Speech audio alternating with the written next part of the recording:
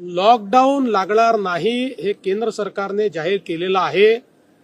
जे लोक अशा अफवा पसरवत आहेत त्या सगळ्या लोकांवर फौजदारी कारवाई केली जाईल।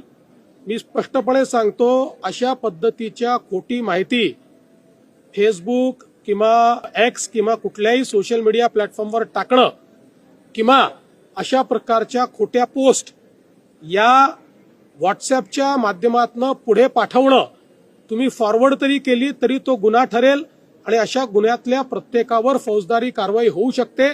त्यामुळे मी सर्वांना या ठिकाणी स्पष्टपणे सांगतोय की खोट्या अफवा पसरवू नका, नाहीतर फौजदारी कारवाईला सामोरं जावं लागेल।